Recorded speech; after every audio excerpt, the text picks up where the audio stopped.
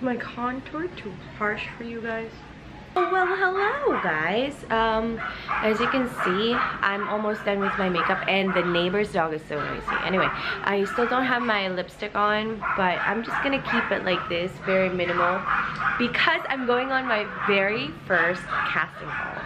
Like, I seriously have no idea how models do this, but I was invited to audition. Pero hindi ko pa alam kung dapat ko ba sabihin sa inyo kung kaninong brand to, or kasi hindi ko pa alam kung matatanggap ako o hindi. Pero anyway, so here is my vanity. I know the mirrors are kind of crazy. And this is my OOTD right now. Actually, so I'm also wearing my Yord watch. Meron ako review nito. Please do check it out. It's down in the description. And my Teddy Blake gray bag. And before I forget, let me just put my portable charger inside. Do you want to see what's inside my bag?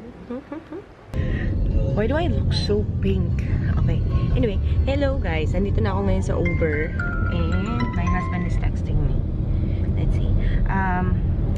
So on my way out, nakalimutan ko maglagay ng lipstick. Pero okay lang. When I reach yung office, maybe I should just do a touch-up of my face. And medyo weird na nag-vlog ako pag mag-isa. Hindi ako sanay mag-vlog mag-isa. Pero yeah, I have to be committed kasi sabi ko na mag-vlog ako everyday. Anyway, so here's everything that I have, my bag and my phone.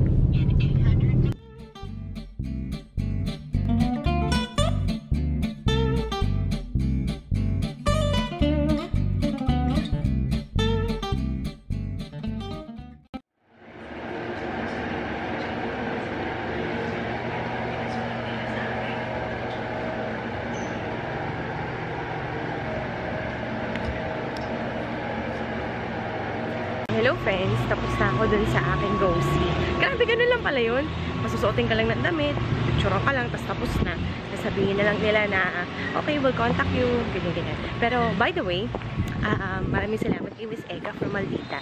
She is actually a viewer pala sa aking channel. So, ayun, bonggang-bongga. Guys, kapag nakikita nyo ako sa daan-daan, kahit wala akong makeup or kahit all-glammed up ako, kung gusto nyo akong i-approach lang. Kasi gusto ko kayong makita talaga para merong mukha behind the username. So, ayun. Masaya-saya lang. So, now I'm going home. And medyo weird kasi yung suot ko. So, naglalakad ako na nag-vlog. So, yeah. Ayan guys, nandito na ako ngayon sa Uber. And walang lima. Ang tagal ko nag-makeup. Siguro nag-makeup ako mga an hour and a half. Tapos walang 5 minuto. Tapos ata ako doon. Pero that was very sweet and short. And again, Miss Eka, if you're watching this vlog, thank you so much for inviting me. So, Miss Eka, kung hindi man ako makuha, okay lang. Kasi sabi ko nga, kagabi, as I was contemplating about it, sabi ko, kung hindi ako makukuha, at least may experience, diba? Pero kung makukuha ko, that's gonna be very, very cool. Kasi that's gonna be my first modeling gig. Pero okay lang. Anyway, so ngayon, iniisip ko kung magpapadiretso ba ako sa bahay o pupunta ako ng landmark. Hindi ko alam. Pero sayang kasi yung outfit ko eh. Saglit na saglit lang. So kaya maganda pumunta. So, ngayon, nandito na tayo ulit sa bahay. Nakapagpalit na ako. I'm wearing my teacher's uniform. Wow! At wala na rin akong makeup. And, I am switching my Teddy Blake I am switching my Teddy Blake bag to my regular school backpack. So, after... Hey guys. So, remember I told you about, ano ba tawag doon? Yung go-see. Sorry ice cream ko. Pero di ba I had a go-see before na I thought it's just gonna be parang an interview or something like that. Pero apparently I was shortlisted, so I'm actually inside the Uber and I'm on my way to Maldita again. Sabi ni Miss Eka, I was personally handpicked by their boss and they really wanted to see whether I can do the job. Kung makakapag-project pang lola nyo. So, nag-practice ako ng mga it's like a 16, ano ba yun? Parang 16 poses lang. And I practiced for almost 2 hours. Just to get each and every single pose. So, syempre, hindi naman ako professional. So, I'm not expecting that I'm gonna get job, but I'm gonna do it anyways because if I do get the job, I can cross this off my bucket list and that's gonna be awesome. So, yo! So excited! Sorry for my messy hair. Hindi na ako nakapag-vlog kanina nung nandun ako kasi I just wanted to get it over with because I wasn't really feeling that good. I feel really sick. Hindi nga ako nakapasok ngayon eh. Pero, great news guys! We got the job! Okay, so kailangan ko lang daw mag-gain ng konting weight para mag-fit na maganda sa akin yung damit. Pero, sinisip ko, okay. So, syempre, sabi ko, well, that's gonna be very easy. All I have to do is just to eat ice cream for a week or two, and then I'm gonna gain that weight back. Pero, I'm gonna do that later pa, mga October ko pa yung gagawin kasi next week meron akong event. Meron tayong ball na atinan. Yeah! Set up pick application. Good morning, guys! This is the day of the photo shoot. Charan! O, diba? Ang laki na ng braso ko. I finally gained the weight back. Ay, nakikita niyo yung tali. Anyway, I'm with my beautiful assistant, Ilona. Because today is the day I finally get the weight back on. Ang daming preposition. And then, bumalik na yung katabaan ko dati. Kasi sabi sa akin ng client namin today, yung Maldita, kailangan daw tumaba pa ako ng konti para mag-cash sa mga fans. So, taba na ba yan? Tumaba na kami uli. Ako pala, siya hindi pa. Tapos, ito yung gamit namin. Buksan mo nga kung anong meron dyan. Teren! Andyan lahat ng shoes, undergarments, and whatnot. So, yan ang dadali namin mamaya. Yes. Mga shoes niya. Sa'yo pala talaga dapat yung shoes. Eh, pinagdala lang nila ako. Friends, nasa Uber na kami. Nakakaloka. Ang tagal natin naghintay na Uber, no? Oo. Grabe. Puro requesting lang. Nakaayos pag-lock pinto ni mama. Ay, sorry. Ay, oo nga, sorry. Malaglag pa ako sa kotse. Ayan na, okay. Ayan, papunta na kami sa Shutter Space Studios kasi doon yung gagawin na photo shoot. Tapos, magre-request tayo ng Photoshoot ni Madam. photoshoot ni Madam. Aurahan yan mamaya. Sure kayo mga dala-dala ko. Feeling ko may nakalimutan talaga ako, friend. Wala, nakalimutan mo prayer mamaya yan. Wala ka naman nakalimutan, lotion lang. Oo nga eh. Prayer nga lang nakalimutan ko. Sabi, kaya wala akong makeup ngayon. Sabi nila, sila daw mag-ayos sa akin. They will provide a hair and makeup artist to beautify myself. Kaya ayan, wala akong ginawa sa mukha.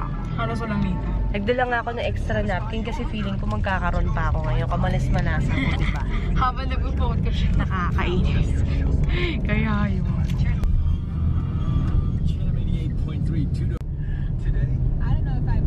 Okay, ito ako. Yes! Yeah! Hirap mag-vlog at... Okay na yung mga gamit mo, mama. Okay na po. Salamat! Hirap mag-vlog at kumain at the same time. Bika na kami. Teka lang. Inumin ko lang to. We're here. Oh, this is the place. Oh my gosh, I'm so kinakabahan. Ito na. Hi, good morning. Ang ganda ng mga display nila na records, guys. So, may mga vintage cameras dito sa shelf nila sa taas.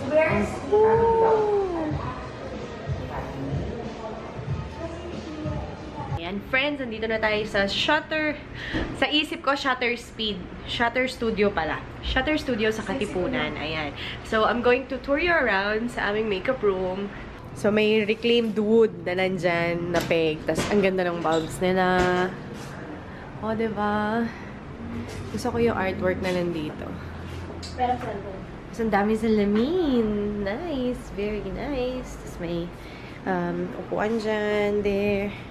A sneak peek ng studio. Ayan. O, diba? Pak. Ang cool. Ayan. Nagsiset up kami ngayon ng mga bagay-bagay na kailangan namin ayusin. And somebody texted me. And I'm looking for Miss Eka. Kinakabahan ako, guys. Grabe, first time ko to. Sana mabait yung photographer. Hindi ko siya mainis sa pag-iinarte ko mamaya. Alam mo kayo kailan pong suot ko? Wala ko nakaano. O, di ba yung assistant ko mas model pa siya? Kaloka. Practice tayo ng mga modeling.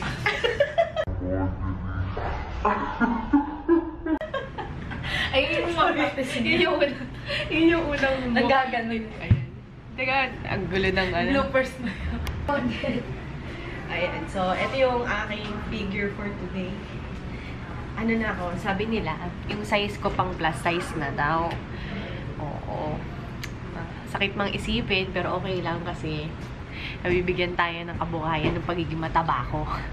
Kaya sa mga bashers ko na nagsasabing mataba ko, huyo kayo ngayon sa akin. Di ba na ito?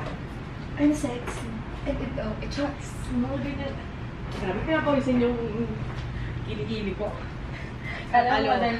Ang lamig-lamig naman, pero pinapawisin yung kilikili ko sa kaba. O, di ba?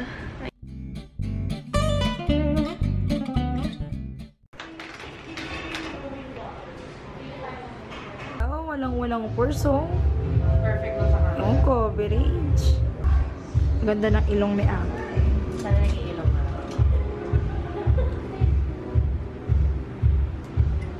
Tapos pag mag-zoom ka, pwede mo po sa kanya may freedom. Yes. Hi. Nice chikadora. Wow. Galing talaga. Makapal na buhok. Nalagpit na siya. Ayan, guys! Look at my hair! Grabe mo, ang healthy yung hair ko. Nakakadaya. Ang galing ni Miss MJ. Ayan, guys. If you want to have the same look na ginawa ni Marvin sa aking face, here he is!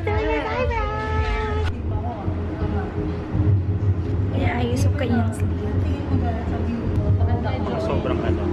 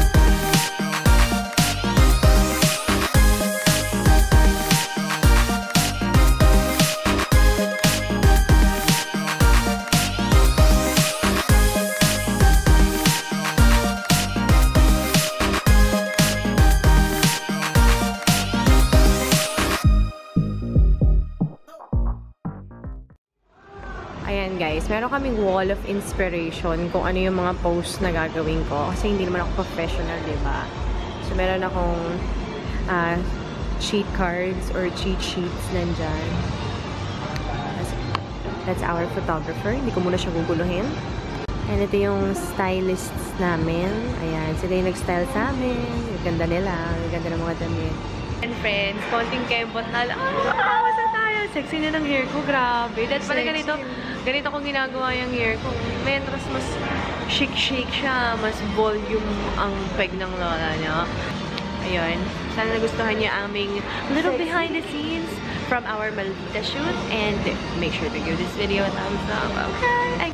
And this is my baby girl, Elona. Ang haggard ko na eh. Ang ganda pala ng... Yes, we're done! Record. Anyway, since nagre-record ng video, this is Miss Eka! Follow her on Instagram. Siya ang bonggang-bonggang si Miss Eka. Everyday Eka daw. Everyday Eka. And friends, tapos na. It's a wrap. Nag-group picture na kaming lahat. And I'm so excited to share with you the official photos. By this time, I must be, or I should be uploading those photos on my Instagram. Just in case you're not following me on my social media accounts, make sure to add me on Snapchat at Chris Lumagi and also follow me on Instagram at Chris Lumagi as well. And I'll see you next time.